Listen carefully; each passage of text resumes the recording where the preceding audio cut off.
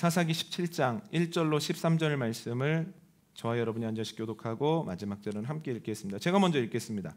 에브라임 산지에 미가라 이름하는 사람이 있더니 그의 어머니에게 이르되 어머니께서 은 1,100을 잃어버리셨으므로 저주하시고 내 귀에도 말씀하셨더니 보소서 그 은이 내게 있나이다. 내가 그것을 가졌나이다 하니 그의 어머니가 이르되 내 아들이 여호와께 복 받기를 원하노라 하니라. 미가가 은 1,100을 그의 어머니에게 도로 주매 그의 어머니가 이르되 내가 내 아들을 위하여 한 신상을 새기며 한 신상을 부어 만들기 위해 내 손에서 이 은을 여호와께 거룩히 드리노라. 그러므로 내가 이제 이 은을 내게 도로 주리라.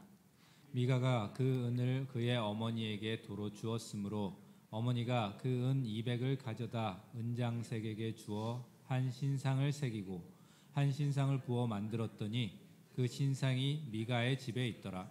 그 사람 미가에게 신당이 있으므로 그가 에봇과 드라빔을 만들고 한 아들을 세워 그의 제사장으로 삼았더라. 그때는 이스라엘의 왕이 없었으므로 사람마다 자기 소견에 옳은 대로 행하였더라. 유다 가족에 속한 유다 베들레헴에 한 청년이 있었으니 그는 레위인으로서 거기서 거류하였더라. 그 사람이 거주할 곳을 찾고자 하여 그 성읍 유다 베들레헴을 떠나 가다가 에브라임 산지로 가서 미가의 집에 이르매 미가가 그에게 묻되 너는 어디에서부터 오느냐 하니 그가 이르되 나는 유다 베들레헴의 레위인으로서 거류할 곳을 찾으러 가노라 하는지라. 미가가 그에게 이르되 내가 나와 함께 거주하며 나를 위하여 아버지와 제사장이 되라. 내가 해마다 은열과 의복 한 벌과 먹을 것을 주리라 하므로 그 레위인이 들어갔더라. 그 레위인이 그 사람과 함께 거주하기를 만족하게 생각했으니 이는 그 청년이 미가의 아들 중 하나같이 됨이라. 미가가 그 레위인을 거룩하게 구별하며 그 청년이 미가의 제사장이 되어 그 집에 있었더라. 함께 하겠습니다.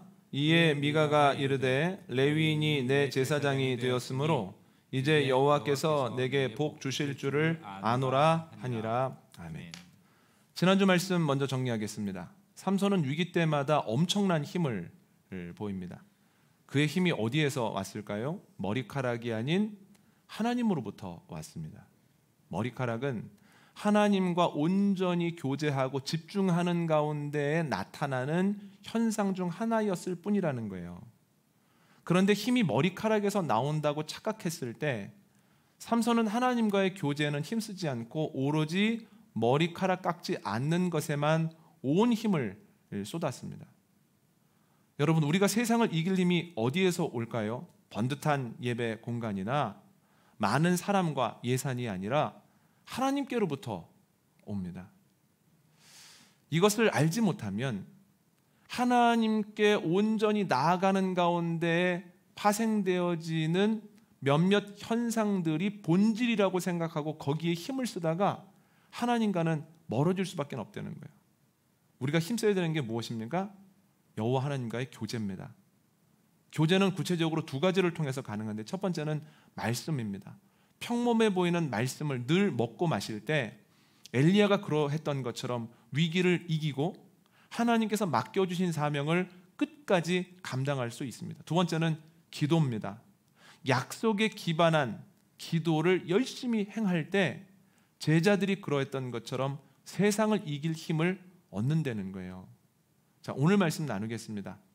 하나님께서는 오늘 본문에서부터 사사들이 아니라 이스라엘 사람들을 통해서 사사시대의 모습을 우리에게 보여주십니다.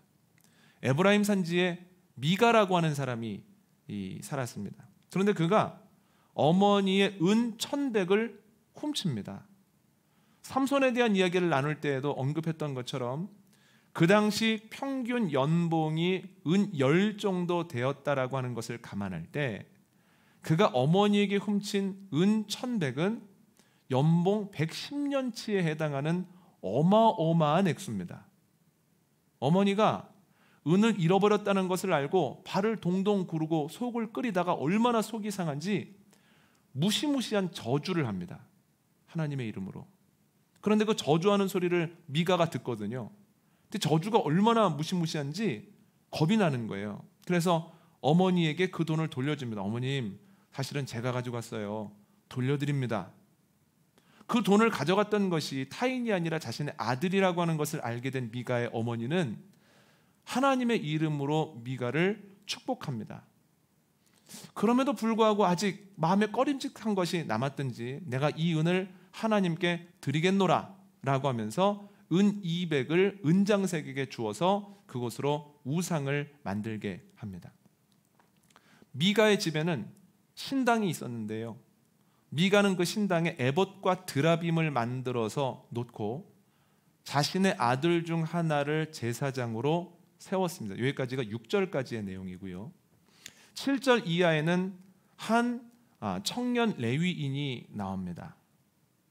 한 청년 레위인이 미가를 만납니다. 관심을 가지고 있었던 미가가 그의 사정을 묻자 이렇게 대답합니다. 저는 베들레헴에서 온 레위인입니다. 거할 곳을 찾고 있습니다. 미가가 그 말을 듣고 얘기를 합니다. 우리 집에 제사장 노릇을 해주면 내가 해마다 은 10과 옷 한 벌과 먹을 것을 제공하겠네. 우리 집에 제사장이 되어서 영적 아버지가 되어 주게나 얘기합니다. 근데 조건이 괜찮은 거예요. 방금 말씀드리지 않았습니까? 평균 연봉이 은 10 정도 된다고요. 거기에다가 먹을 것과 의복이 주어지니 괜찮은 조건이죠. 그래서 그때로부터 청년 레위인이 미가 집의 제사장이 됩니다. 그런데 삶의 만족도가 높은 거예요. 왜냐하면 미가가 자신을 아들의 하나처럼 대해줬기 때문에 참 잘해준 거예요. 그런데 마지막 절에 그 이유가 나옵니다. 미가가 왜 잘해줬냐면 이제 아들이 제사장을 하다가 레위인이 제사장이 되었으니 하나님께서 우리 집에 더 큰 복을 내리시겠지? 더 큰 복을 받기 위해서 레위인 청년을 제사장으로 세웠는데 혹여나 제사장의 심기를 건드렸다가 우리의 집안에 어려운 일이 있으면 어떡하나 하는 마음을 가지고 청년 레위인을 잘해줬다라고 하는 거죠. 여러분, 오늘 본문에는 주님을 믿는 신앙과 관련된 단어들이 꽤 많이 나옵니다. 여호와 하나님이라고 하는 단어가 3번 나오고요, 제사장이란 단어가 3번이 나오고 레위인이라고 하는 단어는 6번 나옵니다. 그 외에도 거룩, 구별, 에봇이라고 하는 단어가 나옵니다. 그뿐만 아니라 신앙적인 행위도 많이 나옵니다. 미가 어머니는 입만 열면 여호와 하나님이라는 단어가 나옵니다. 그래서 아들에게 복을 빌어줄 때에도 여호와 하나님의 이름으로 복을 빌어줍니다. 은을 되찾고 난 다음에 여호와 하나님께 그 되찾은 은을 거룩하게 구별하여 드립니다. 자기 아들 이름을 미가라고 지었는데요, 미가라고 하는 이름의 뜻은 누가 여호와 하나님 같으랴 라는 뜻이에요. 아들 이름 뜻이. 여러분, 얼마나 놀라운 고백입니까? 그런데 미가도 신앙과 관련된 행위를 합니다. 오늘 본문을 보면 5절을 보면 그의 집에 신당이 있었다라고 되어 있는데요, 신당이라는 단어를 듣는 순간 뭔가 좀 꺼림칙하지 않습니까? 그런데 원어를 찾아보면 이 신당이 벳 엘로힘입니다. 그러니까 하나님의 집이에요.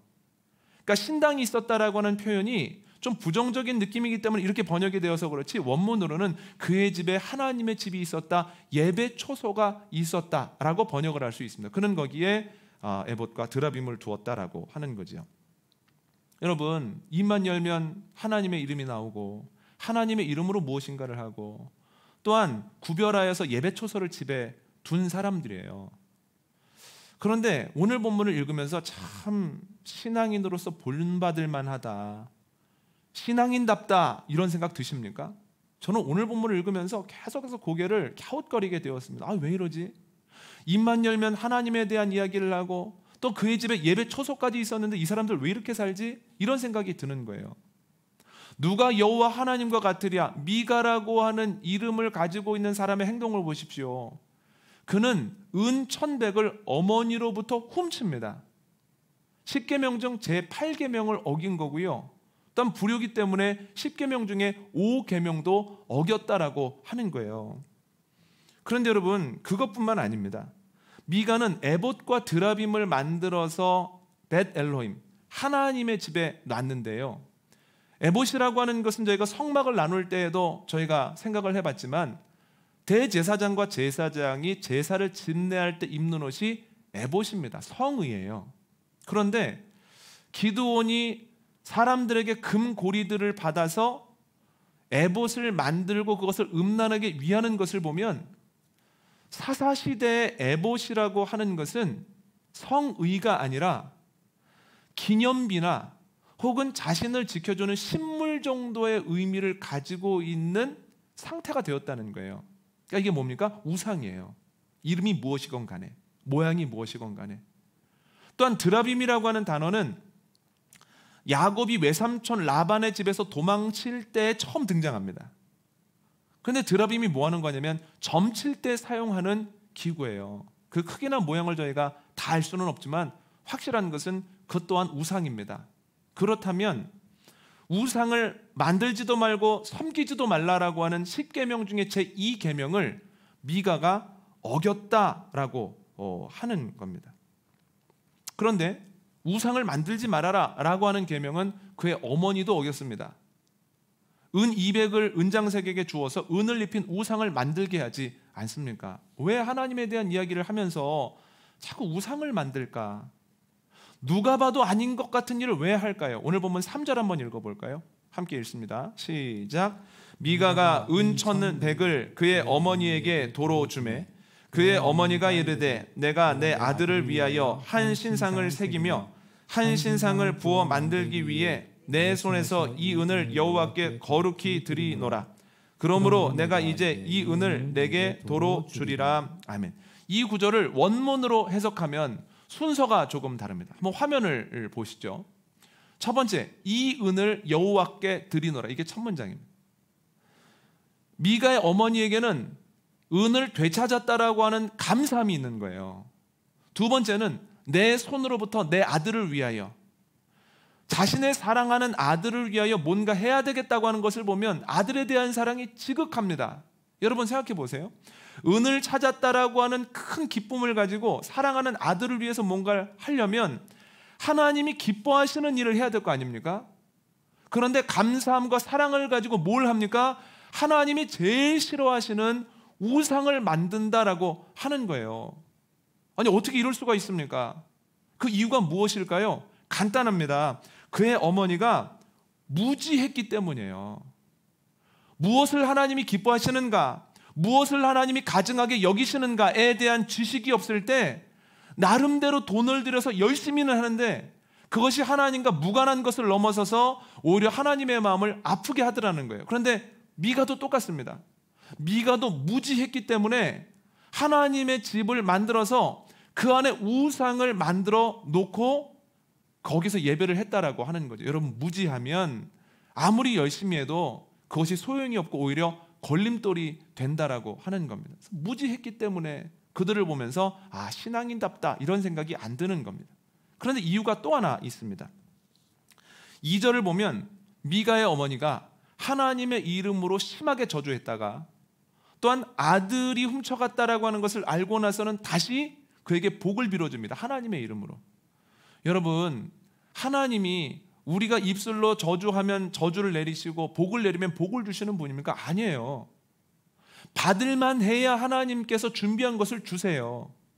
그러면 단순히 자신의 감정과 상황에 따라서 입술로 복을 빌었다가 저주를 빌었다 할 것이 아니라 마땅히 그의 입술로 해야 되는 것들을 해야 된다는 거예요. 그런데 자기의 감정에 따라서 마음대로 저주를 빌었다 복을 빌죠. 하나님은 안중에도 없습니다.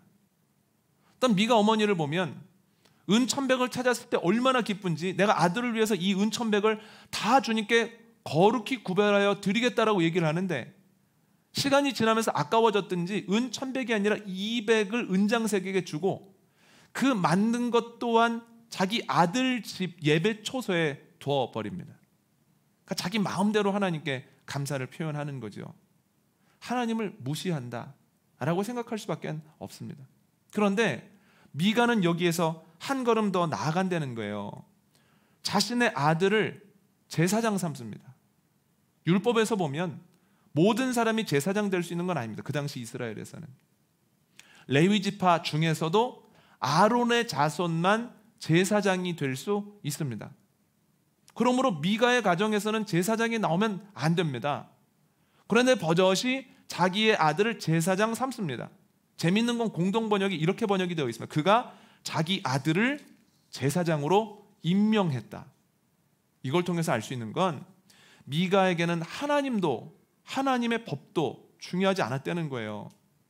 자신의 아들을 제사장으로 임명하는 것을 보면 자기가 이미 하나님의 자리에 앉았다라고 하는 거죠. 미가와 그의 어머니는 하나님을 무시하고 있습니다.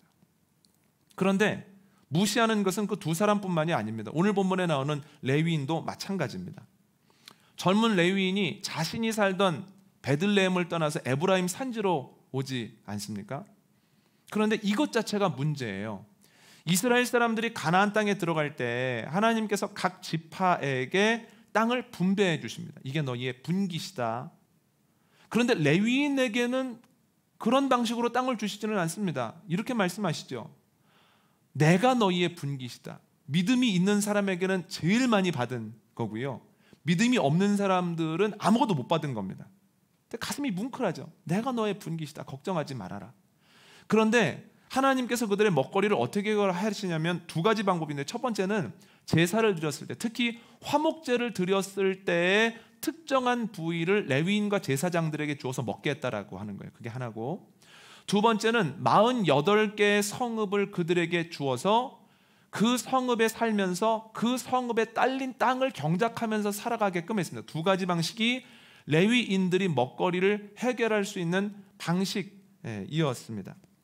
그런데 하나님께서 주신 48개의 성읍은 한 군데 모여 있지 않습니다. 12지파에 다 흩어져 있습니다. 그래야만 화목제나 제사를 드리기 위해서 올 때에 그래도 너무 멀지 않게 예배하고 싶을 때 할 수 있을 것 아닙니까? 그래서 하나님께서는 거의 균등하게 성읍마다 그 성읍을 주셨는데요, 대부분의 지파가 4개씩의 성읍을 가지고 있고, 대부분이 유다 지파는 사람도 많고 또한 땅도 크기 때문에 9개의 성읍을 주셨습니다. 그럼 레위인들은 그 성읍에 모여 살아야 되는 거예요. 그러면서 하나님을 분기 삼고 예배하는 데에 힘써야 합니다. 그런데 문제는 하나님께서 유다 지파에게 주셨던 9개의 성읍 중에 베들레헴이 없어요. 그러니까 레위인이 거기 살아서는 안 되는 거예요. 그런데 버젓이 뭐라고 얘기하냐면, 나 베들레헴에서 살다 왔습니다. 이렇게 얘기를 하는 거예요. 베들레헴에서 살다 온 데는 이유가 있지 않겠습니까? 왜 베들레헴에 있었을까? 이익상 목사는 자신의 책 내가 왕이었습니다에서 이 현상을 이렇게 설명을 합니다. 가나안 땅에서 안정을 누리는 가운데에서 이스라엘 사람들의 인구가 기하급수적으로 늘어납니다. 그에 따라서 레위인의 숫자도 기하급수적으로 늘어나죠. 반면 그 인구의 증가에 비해서 제사의 숫자는 그렇게 많이 늘어나지는 않습니다. 왜냐하면 가정 단위로 제사를 드리거든요. 그러니까 한 가정에 성인 남성이 2명이 있더라도 짐승 1마리로 제사를 드리고, 10명이 있더라도 짐승 1마리로 제사를 드리는 거예요. 사람이 늘어나는 것만큼 제사가 늘어나지는 않습니다. 그렇기 때문에 점점 레위인들이 먹고 마실 수 있는 양이 줄어드는 거예요.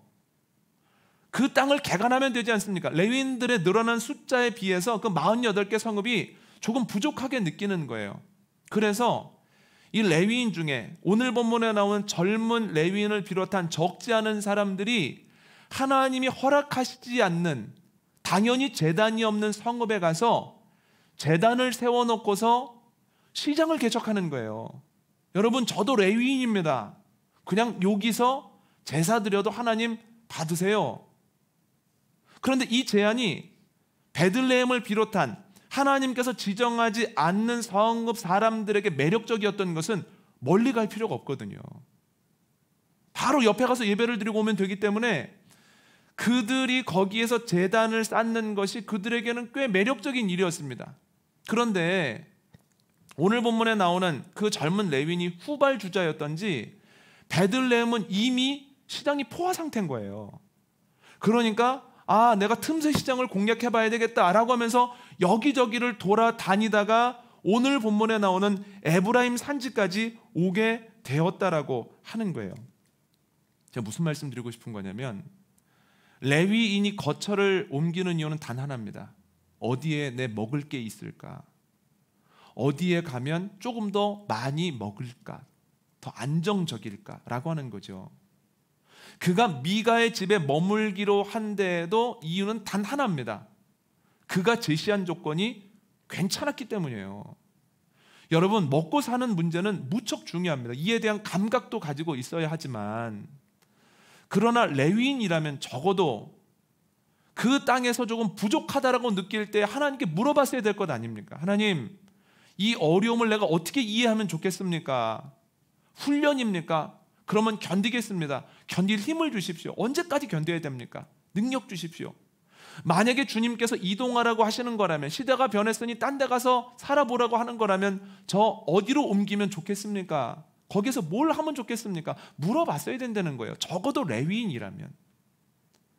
미가가 좋은 조건을 제시했을 때도 물어봐야죠. 하나님, 이런 조건을 제시하는데 제가 이 집에서 제사장 노릇하는 것이 하나님의 뜻에 합한 것입니까?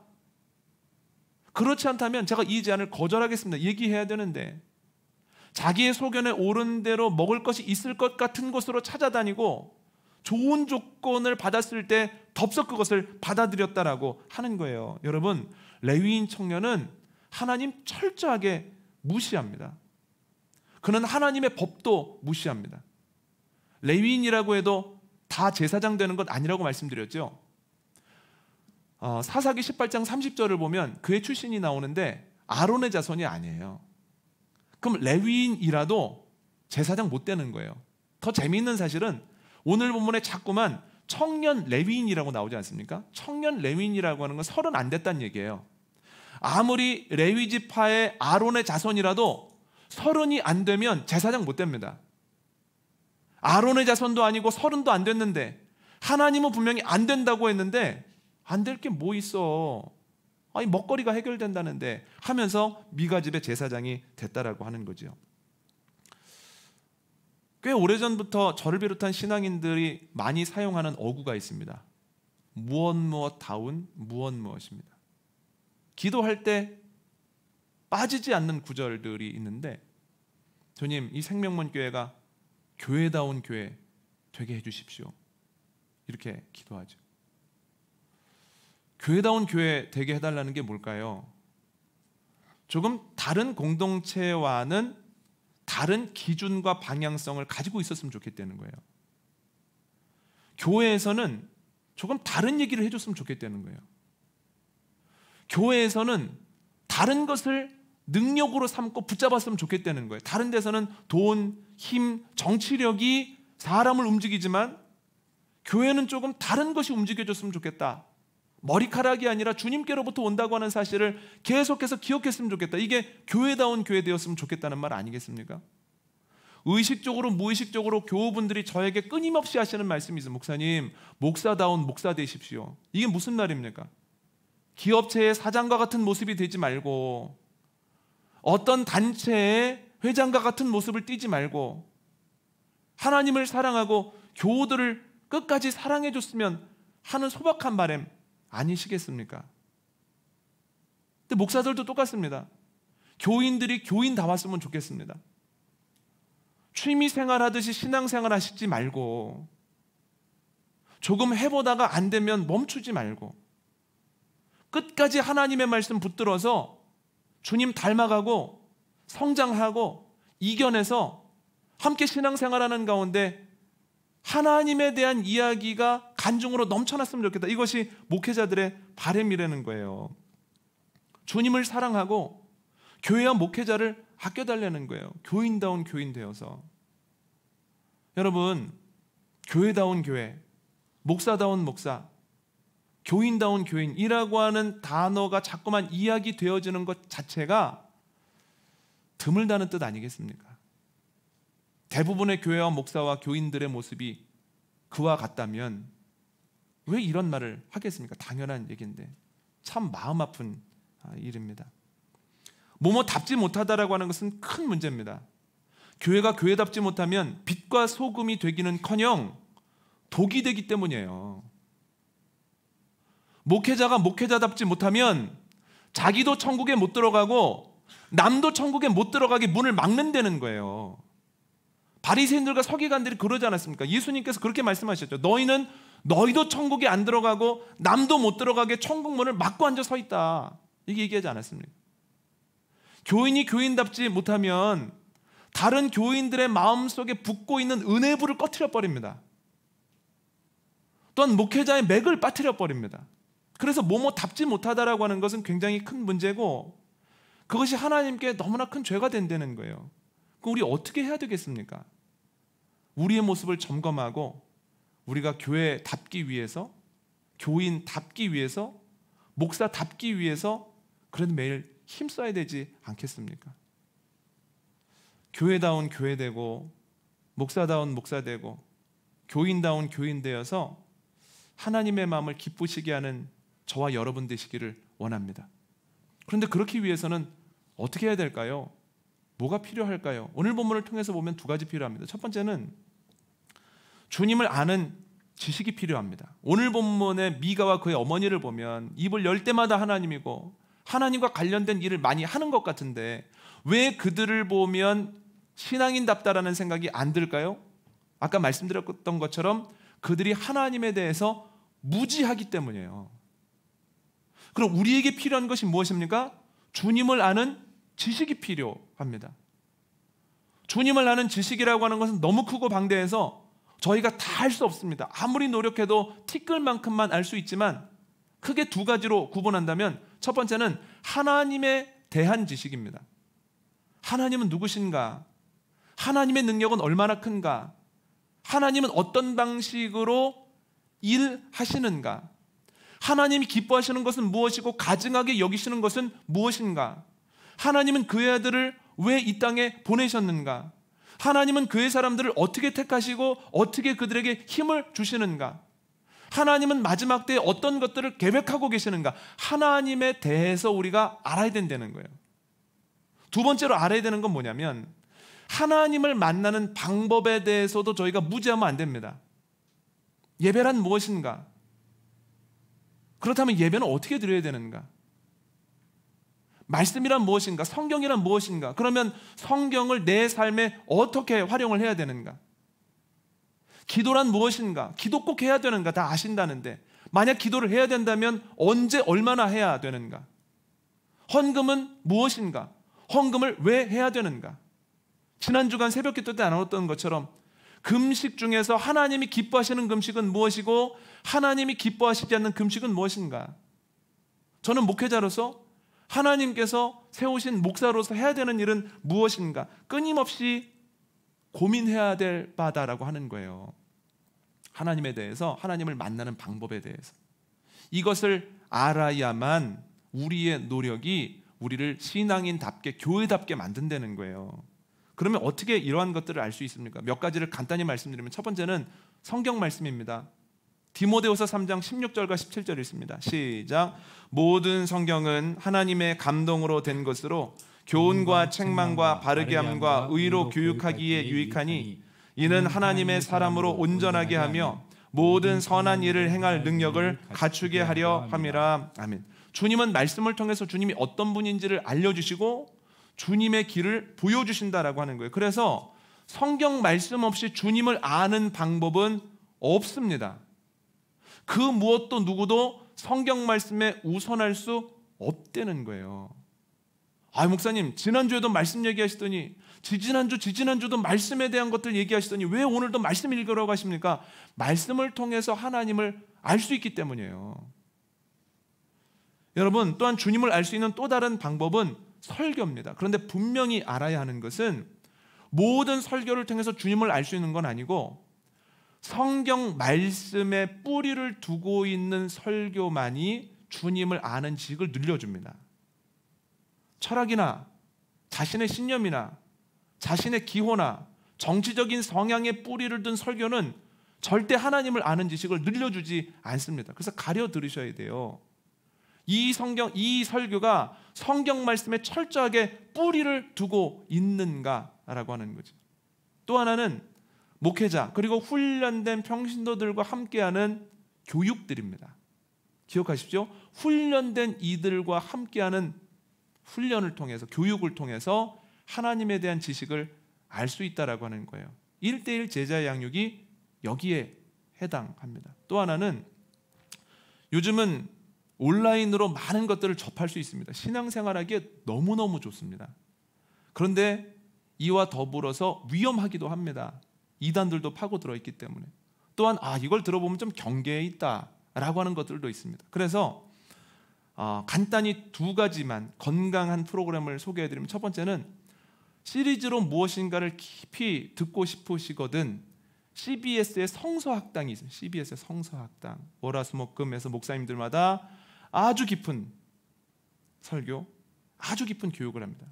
기억하시고, 두 번째는 현안에 대해서 여러 가지를 알고 싶을 때에는 유튜브에서 잘잘법, 잘 믿고 잘 사는 법을 보십시오.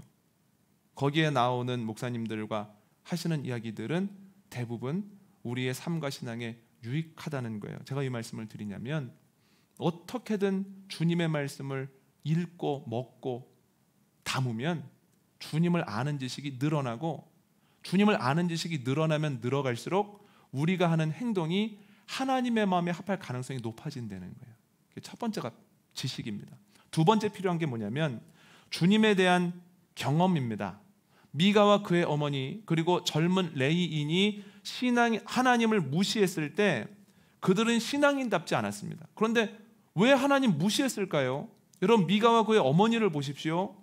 하나님을 어떻게 생각하고 있냐면 자신들이 가지고 있는 돈을 지켜주고 자신들의 돈을 늘려주는 대상으로 생각을 했습니다. 실질적으로 그들의 신은 돈이에요. 그런데 왜 돈을 신으로 삼았을까요? 돈의 힘을 알거든요. 여러분, 돈의 힘을 아는데 어떻게 주인과 신으로 삼지 않을 수 있습니까? 돈이 워낙 강력하기 때문에 신으로 삼았다는 거예요.